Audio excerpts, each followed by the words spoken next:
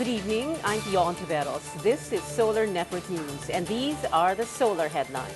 The National Disaster Risk Reduction and Management Council says Tropical Depression Krising left at least one person dead in Compostela Valley. The Sultanate of Sulu says its so-called Royal Army will remain in Sabah despite the reinforcements of Malaysian troops in the area. The Department of Foreign Affairs is unfazed by China's rejection of the Philippines' motion to bring a territorial row over disputed waters to an arbitral tribunal. President Aquino leads Team Pinoy's sortie in Capiz as the United Nationalist Alliance makes the rounds in Pampanga. And China denies a report that Beijing orchestrated hacks against the United States.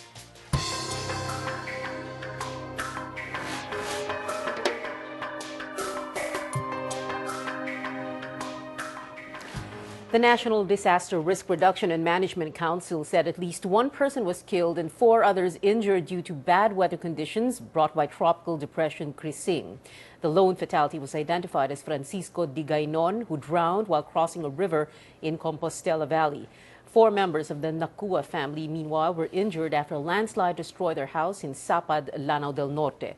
The NDRRMC reported that Krising affected more than 87,000 people in 51 villages in the northern Mindanao and Davao regions. Malacanang says the Department of Social Welfare and Development has allocated over 39 million pesos to assist residents affected by Tropical Depression Krising. The palace says the DSWD has 15.5 million pesos worth of standby funds and 24 million pesos worth of relief supplies. Earlier today, a flash flood hit 5 barangays in Maguindanao.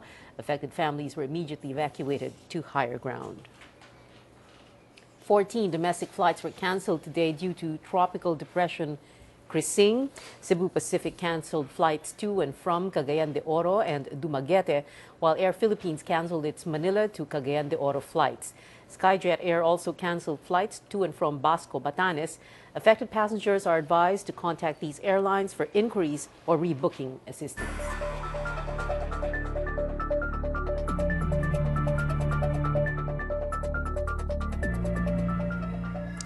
The Sultanate of Sulu has been claiming Sabah as its own for over a century. Now, some are wondering why it took the Sultanate decades to send its so-called royal army to the area. Miguel Ortilla has that story. Despite the reinforcement of police troops surrounding them in Lahad Datu, Sabah, followers of the so-called Sultan of Sulu are steadfast on not budging from the area. Until the issue is resolved, we will never get out from this place because this is ours. But the uprising of the Sultanate's people is perceived by others as a political move, an attempt to destabilize the peace process between the government and the Moro Islamic Liberation Front. And there are suspicions that MILF's rival, Moro National Liberation Front, is behind this. MNLF Chairman Nur Miswari, a staunch opposition to the peace pact, is said to be a close friend of the Sultan. We cannot deny the fact that there must be forces behind. No? We do not know who are they and what are their strategies. In fact, in November, the Sultan personally endorsed Miswari's bid for ARMM governor in 2013. Hindi kami naging USAYAP, hindi kami naging Moro National Liberation Front, hindi kami naging MILF, hindi. Because we are very sincere to our government. But the Sultan's brother, Raja Muda Agbimuddin, who is leading the Sultanate's followers in claiming Sabah, admitted that several of their men are former members of Miswari's army. Another itching question for Wadi is how can a Sultanate, now reportedly with minimal liquid assets, all of a sudden launch an all-out action on foreign land? But analysts agree that what should be clear is that the Lahad Datu standoff is an offshoot of putting territorial issues in the back burner for years. What we're seeing in Sabah now is a ramification of a failure of the Philippine state to espouse these claims. No? Miguel Ortilla, Solar News. Malacanang assures the public that President Aquino is doing everything in his power to resolve peacefully the situation in Sabah after Filipino Muslims went to the area to reassert their territorial claim. Ina Andulong tells us more. The government has been tight-lipped on the situation of the Filipino Muslims who went to Sabah to reclaim what they believe is their ancestral land. Palace spokespersons often refer the issue to the Department of Foreign Affairs. Secretary to the Cabinet Rene Almendras, who was with the President in Cebu, also tried his best to keep mum on the issue. But he confirmed that the President is taking action on the reported standoff, which some reports say may be part of a bigger plan to sabotage the government's peace talks with the Moro Islamic Liberation Front. I can assure you that the President is on top of the situation. Almendras also mentioned that the President gave instructions on how the Filipino Muslims in Sabah should be handled, but he refused to give details. I was not in the meetings. I'm sure there were, but I was not there. I cannot say anything to that effect. Reports have linked the standoff in Sabah to Moro National Liberation Front leader Nur Miswari and even the President's relatives, his uncle Peping Cuangco and wife Ting Ting, who's running for senator under UNA. Cuangco was one of the founding members of the Council on Philippine Affairs. Boy Saicon, who appeared in a media briefing on Sunday supporting Sultan Jamalul Kiram III, is COPA Secretary General. Almendra says as far as they're concerned, peace efforts in Mindanao will go on as planned. And all that.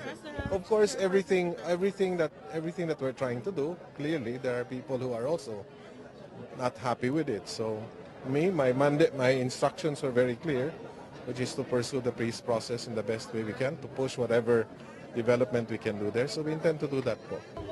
Gusto lang nila na mag-away-away kami ni Noynoy, you know? And there's no source. Show me who said it.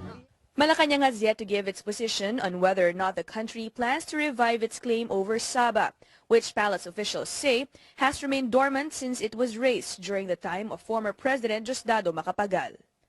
Ina Andulong, Solar News.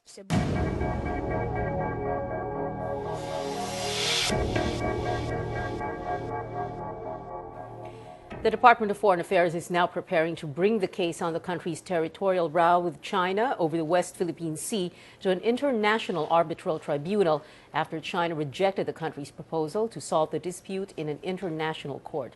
Carol Ramoran filed this report. After China rejected the Philippines' invitation to an ad hoc arbitral tribunal to solve the territorial dispute over the West Philippine Sea, the Department of Foreign Affairs is now gearing up to present its case in court alone. The decision of China to reject the friendly, peaceful, and durable form of settlement of dispute provided for by the international law will not stop the arbitration process initiated by the Philippines. So the process will proceed in accordance with Annex 7 of the UN Convention of the Law of the Sea.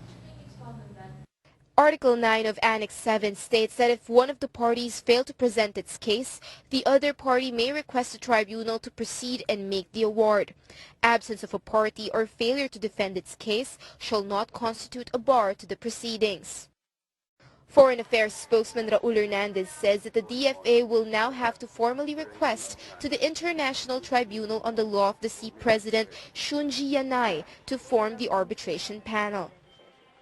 According to the United Nations Convention on the Law of the Sea, the Philippines has 2 weeks to file its formal request to Yanai.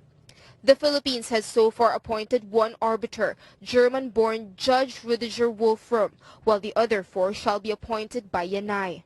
The President of ITLOS, upon receipt of our request, will have 30 days to form the arbitration panel.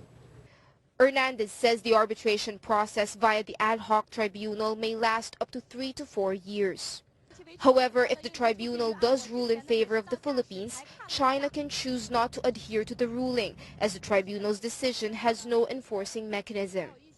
There is always what we call the conscience and the voice of the international community, which should prod responsible members of the United Nations to follow decisions as well as any of its organs. If a decision is made favorable to the Philippines, then as a responsible member of the community of nations, we have to abide by that decision. The DFA says China's rejection of the arbitration process came as no surprise, and they have always been prepared for it, saying this will not be a hindrance to the arbitration that will set the record straight on who owns what in the disputed territories. Carol Ramoran, Solar News.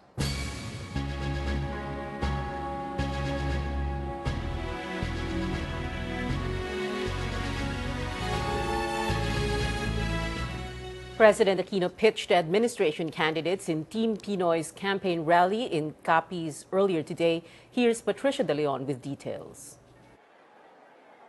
After Team Pinoy's campaign sortie in Cebu, President Aquino went straight to Sigma Capiz to proclaim local leaders as official candidates under the Liberal Party. An estimated 7,000 to 10,000 people, including local officials and other guests, attended the event at the Sigma Gym. Governor Victor Tanco and Mayor Mary Andayal led the local officials. Department of Interior and Local Government Secretary Mar Rojas introduced the president. Rojas City is the bailiwick of the DILG secretary. During his speech at the Sigma Gym, President Aquino had a few words to say to his critics. Kung ano-ano pong ingay ang ginagawa nila nang wala namang basehan. Ang sabi ko na lang po, talagang totoo yung kasabihan na matunog ang lata kapag walang laman. He adds the detractors have also been questioning the Pantawid Pamilyang Pilipino program, which is being criticized as merely giving alms to the poor. Limos po ba ang tawag sa pagsisigurong nakakapag-check up ang mga ina sa kanilang pagbubuntis? Limos po ba ang tawag kapag napapabakunahan at nasisiguro nang pumapasok ang mga bata sa eskwela? Sa kanila po yata, limos ang tawag kapag ang 44.3 bilyong pisong budget natin sa Pantawid Pamilya ay direkta nang napupunta sa mga nangangailangan nating kababayan. The president says 5.2 million families are living below the poverty line and that 3.8 million of these families have already been assisted by the Pantawid Pamilyang Pilipino program. The president then took a swipe at his detractors by posing a rhetorical question. Where were they when the stock market was breaking records and when the government signed the historic framework agreement with the MILF? Despite what he calls baseless accusations, Aquino says he is still somehow thankful for them. Ngayon, magpasalamat na rin tayo sa mga kalaban po natin. No? Dahil sila na rin ang gumawa ng paraan na ipakitang magkaiba kami. The province of Capiz has more than 450,000 registered voters based on the Commission on Elections data for 2013. Patricia De Leon, Solar News. The Liberal Party denies reports saying it has parted ways with the Nationalist People's Coalition. LP spokesman Representative Erin Tanyada says the NPC remains strong and fully supportive of Team Pinoy. Tanyada adds that the NPC has issued a statement saying it intends to continue its partnership with the ruling party. The statement also says leaders and members of the NPC support the leadership of President Aquino. 7 candidates of the United Nationalist Alliance made the rounds in Pampanga today. Joyce Ilas gives us the latest live from San Fernando, Pampanga. Joyce?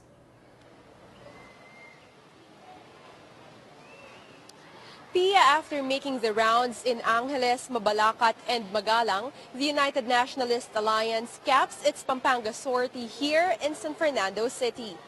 Only 7 candidates of the United Nationalist Alliance are present in today's sorties. These are Nancy Binay, JV Ejercito Estrada, Mitos Magsaysay, Mig Zubiri, Dick Gordon, Ernesto Maceda, and Tingting Coangco. Cagayan Representative Jackie Enrile, Senator Gringo Honasan, and UNA's 3 guest candidates, Senators Loren Legarda and Cheese Escudero, and former Movie and Television Regulatory and Classification Board Chairman Grace Poe, did not attend today's activities. UNA Secretary General Navotas Representative Toby Tiangco earlier met with the guest candidates separately to come up with ways on joining UNA's events. Despite this, Tiangco said the 3 still did not commit to attend the Central Luzon leg of UNA's campaign.